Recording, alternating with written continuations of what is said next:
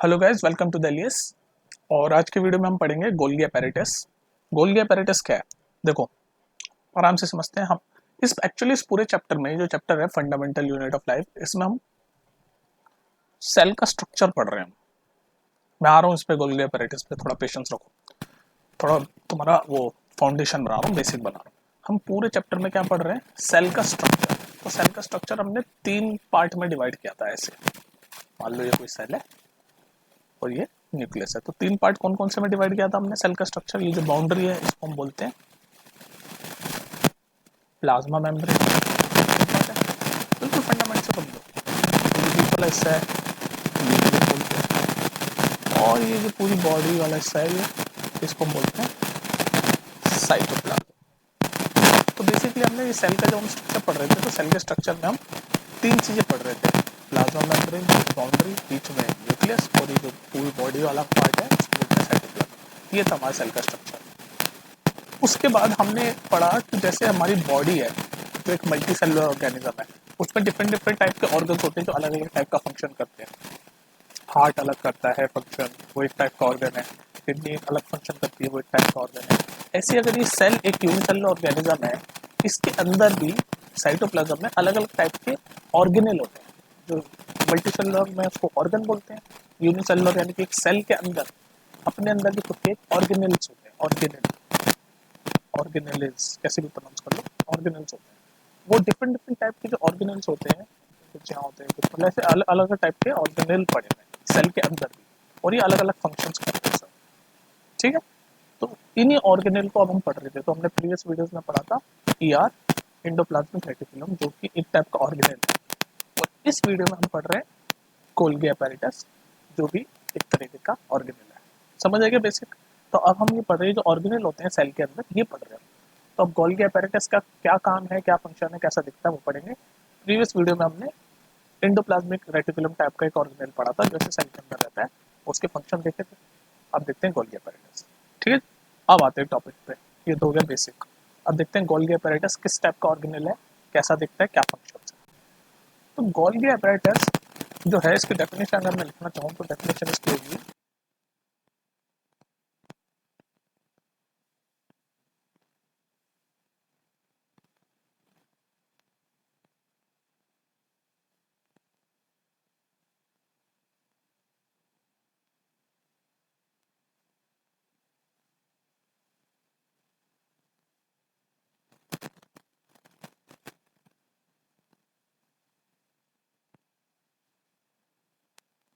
Fluid field. एक होता है long spherical vacuoles. Long spherical vacuoles, sphere कैसा होता है? ऐसे ऐसे लॉन्ग स्फेरिकल वैक्यूल्स दिखने में एक जैसी दिखेगी, वेसिकल और वैक्यूल्स, तो कंफ्यूज मत होना, ऑलमोस्ट सेम होगी, थोड़ा सा डिफरेंस होगा। और तीसरी चीज क्या होगी? Smooth flattened cisternae. सिस्टर्ने पता क्या होता है? इसको, इसकी शेप ऐसी होती है, फ्लैटेंड है। तो देखो मैं इसको विजुलाइज कराता हूँ आपकी। इसकी शेप ऐसी होगी, लेडीज पर्स होता है ना, बड़ा लेडीज पर्स जो वो कैरी करते हैं, वो ऐसा ऐसा होता है ना, ऐसे ऐसे ऐसा कुछ होता है लेडीज पर्स, है ना, ऐसे ही होता है ना लेडीज पर्स। तो ये फ्लैटेंड लेडीज पर्स होता है, ऐसे ऐसे दिखेगा। अगर इसको ऊपर से देखेंगे ना तो ऐसे दिखेगा, ऐसे। मतलब अगर हम लेडीज पर्स को ऐसे ऊपर से दिखे तो ऐसे दिखेगा ना, सिर्फ उसका मुंह मुंह दिखेगा ऊपर से। तो इस तरह से फ्लैटेंड होते हैं, जिसको हम बोलते हैं सिस्टर्न। क्या बोलेंगे? सिस्टर्न ने। सिस्टर्न ने। तो ये 3 चीज़ों से बनता है। किन किन से? एक तो मेम्ब्रेन बाउंड वेसिकल्स, ये पूरा सिस्टम है गोल्गी अपैरेटस जो बनता है या कंजिस्ट होता है। एक तो वेसिकल्स, ये हो गया मान लो वेसिकल्स। लार्ज स्फेरिकल वैक्यूल्स, मान लो ये हो गया वैक्यूल्स। और स्मूथ फ्लैटेंड सिस्टर्न है, जैसे मैंने बताया आपको, वो बैग जैसी शेप होती है, जैसे ऐसे स्मूथ फ्लैटेंड सिस्टर्न है। इन सबको सिस्टर्न है बोलते हैं। और ये एक के ऊपर एक ऐसे रखे हुए हैं। ऐसे कोई भी चीज जब एक के ऊपर एक रखी होती है ना, उसको इंग्लिश में बोलते हैं स्टैक्ड। मतलब स्टैक हो रखी है एक के ऊपर एक, स्टैक। तो ऐसे एक के ऊपर एक ये रखे हुए होते हैं। तो ये 3 चीजों से बना हुआ है पूरा गोल्गी अपैरेटस का सिस्टम, वेसिकल, वैक्यूल और ये सिस्टन है। और जब एक के ऊपर, जब एक सिंगल को बोलेंगे तो सिस्टन है बोलेंगे, और जब ये पूरे एक के ऊपर एक रखे होंगे तो इनको बोलेंगे हम सिस्टन्स। सिस्टन्स।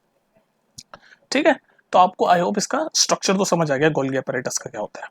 तो ये गोल्गी अपैरेटस का स्ट्रक्चर कि 3 चीजों से बना हुआ है, membrane bound vesicles, large spherical vacuoles और स्मूथ फ्लैटेंड सिस्टर्न। ऐसे एक के ऊपर एक रखे हुए सिस्टर्ने होते हैं, जिसको पूरे को हम बोलते हैं सिस्टर्न्स।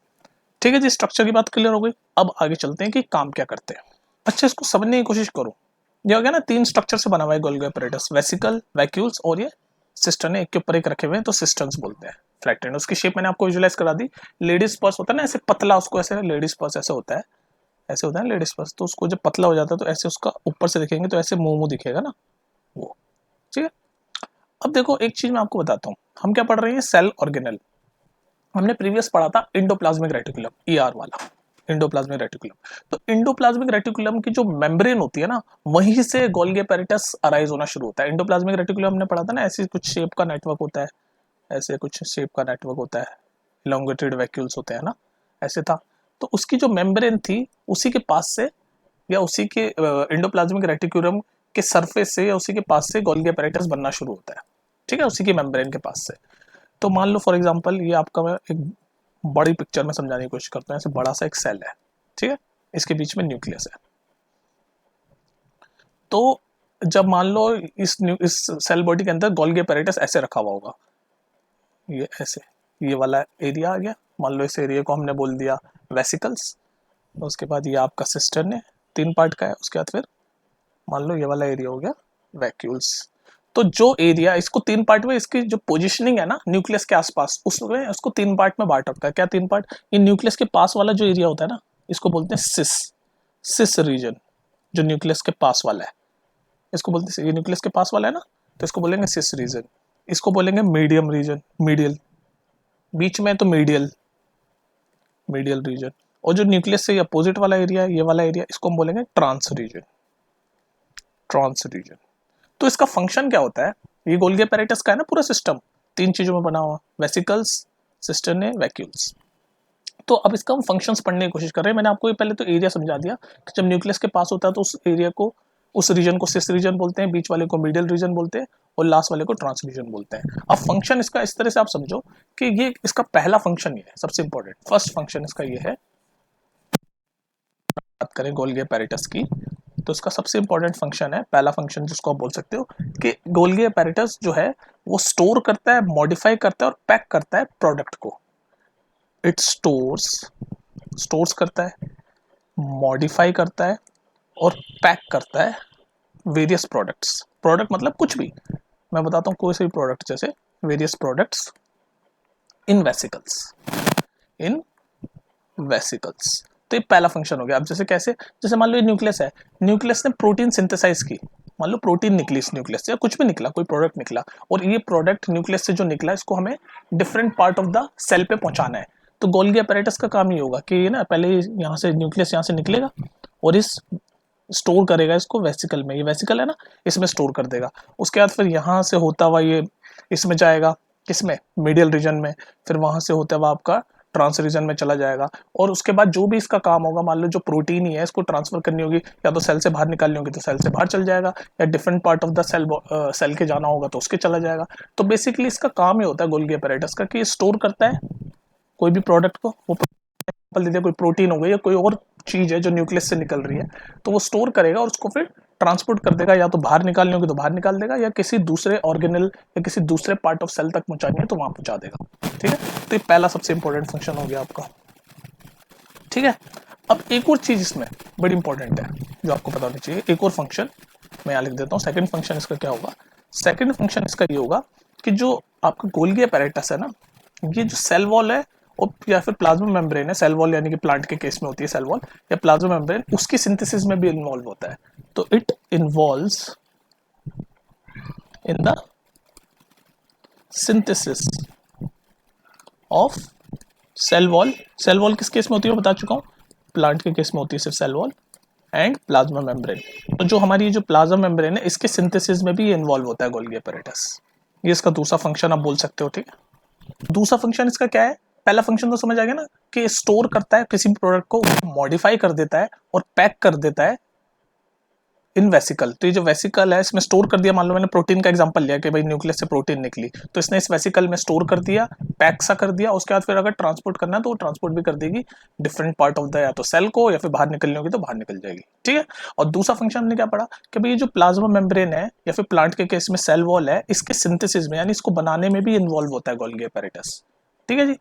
तीसरा फंक्शन ये होता है इसका जो कि ये वाला जो पार्ट है मॉडिफाई वाला, इसको एलोबरेट कर रहा है। जैसे हमने कहा था ना पहले पार्ट में कि स्टोर करता है और मॉडिफाई करता है, तो देखो क्या मॉडिफाई करता है।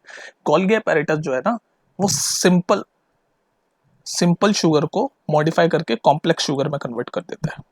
कॉम्प्लेक्स शुगर हो गया ना, मॉडिफिकेशन ही तो हो गया, सिंपल शुगर थी उसको कॉम्प्लेक्स शुगर कर दिया। तो ये एक फंक्शन की तरह आप लिख सकते हो कि it form complex sugar from the simple sugar in some cases, कुछ केसेस में, इन सम केसेस। तो ये तीसरा फंक्शन आप ये ले सकते हो कि Golgi apparatus make complex sugar from simple sugar in some cases, ठीक है। और आखिरी फंक्शन बड़ा इंटरेस्टिंग फंक्शन आप ये पढ़ सकते हो, उसका चौथा फंक्शन यहाँ लिख रहा हूँ मैं, आई होप यार आपको दिख रहा हो। चौथा फंक्शन ये कर रहे हैं कि जो अगला ऑर्गेनेल हम पढ़ने वाले हैं गोल्गी अपैरेटस के बाद, उसका नाम है लाइसोसोम। तो ये लाइसोसोम के सिंथेसिस में भी इन्वॉल्व होता है, तो इसको हम बोल सकते हैं it is involve in the formation of lysosome. It is involved in the, everything connected है, इसलिए मैं बोल रहा हूँ आपकी बॉडी में सेल में हर चीज कनेक्टेड है। अब देखो गोल्गी अपैरेटस अपने आप में एक ऑर्गेनेल है, लेकिन एक दूसरे ऑर्गेनेल लाइसोसोम को भी बनाने में इन्वॉल्व है। तो it involve in the formation, या मैं फॉर्मेशन नहीं लिखा समझ लेना, यहाँ लिख देता हूँ involve in the formation of lysosomes. तो ये थे फंक्शंस और गोल्गी अपैरेटस का हिसाब किताब। और किस किस पोजीशन में रखा हुआ है, उस पोजीशन के बेसिस पे इसके 3 रीजन है। जो न्यूक्लियस के पास वाले एरिया उसको सिस रीजन बोलते हैं, बीच वाले एरिया को मिडिल रीजन बोलते हैं, और लास्ट वाले एरिया को ट्रांस रीजन बोलते हैं। तो आई थिंक गोल्गी अपैरेटस में इतना 10th कौन सी क्लास है, 9th क्लास के लिए ठीक है, और आने वाली क्लास में और डिटेल में पढ़ेंगे, पर इतना इससे ज़्यादा है नहीं आपका एनसीईआरटी में। वैसे तो बहुत कुछ पढ़ सकते हैं, पर इतना काफ़ी है।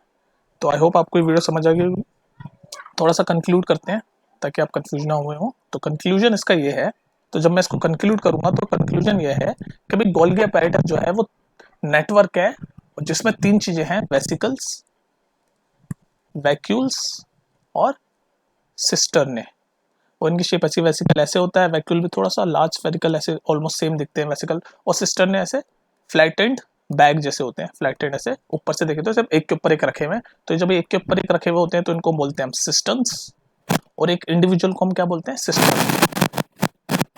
जब एक अकेले को हम बोल रहे होंगे तो सिस्टर ने बोलेंगे, लेकिन जब एक के ऊपर एक रखे हुए तो पूरे ग्रुप को हम बोलेंगे सिस्टर्स। तो ये पूरे सिस्टम को हम बोलते हैं गोल्गी अपैरेटस।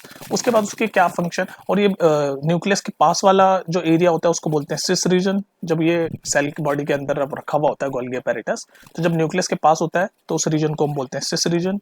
बीच वाले रीजन को बोलते हैं मीडियल रीजन, और जो दूर यानी कि प्लाज्मा मेम्ब्रेन के पास वाला जो रीजन होता है उसको बोलते हैं ट्रांस रीजन, ठीक है। और उसके बाद इसके फंक्शंस हैं भाई। पहला फंक्शन ये है कि भाई वेसिकल्स के अंदर आप कोई भी प्रोडक्ट स्टोर करते हैं, उसको मॉडिफाई करते हैं, उसके बाद वो ट्रेवल होते हुए या तो दूसरे ऑर्गेनल तक जाएगा, या किसी और सेल बॉडी में किसी और चीज तक जाएगा, या फिर बाहर निकल जाएगा। तो मतलब स्टोर करता है वो, ये इसका एक फंक्शन है। मॉडिफाई करता है, पैकेजिंग का फंक्शन है। दूसरा फंक्शन ये करता है कि भाई प्लाज्मा मेम्ब्रेन जो होती है हमारे सेल की, उसके सिंथेसिस में भी गोल्गी अपैरेटस इन्वॉल्व है। तीसरा फंक्शन ये है कि जो दूसरा सेल ऑर्गेनल है लाइसोसोम्स, उसके सिंथेसिस में भी ये इन्वॉल्व है। चौथा फंक्शन ये बोल सकते हो कि भैया ये आपका जो सिंपल शुगर है उसको मॉडिफाई करके कॉम्प्लेक्स शुगर बना देता है। तो इस तरीके के इसके फंक्शंस हैं जो कि enough for the 9th class, ठीक है। आई होप आपको ये वीडियो समझ आ गई होगी। तो नेक्स्ट हम क्या पढ़ेंगे, लाइसोसोम्स। लाइसोसोम्स तो देख रहे हो ना कैसे कनेक्टेड है। गोल्गी अपैरेटस हमने पढ़ा, और गोल्गी अपैरेटस इन्वॉल्व है सिंथेसिस में, यानी बनाने में लाइसोसोम के। तो एवरीथिंग इज कनेक्टेड बॉडी में, सेल में। चलो फिर मिलते हैं नेक्स्ट वीडियो में। गोल्गी अपैरेटस में इतना ही था, कुछ पूछना हो तो नीचे पूछ लेना। Take care.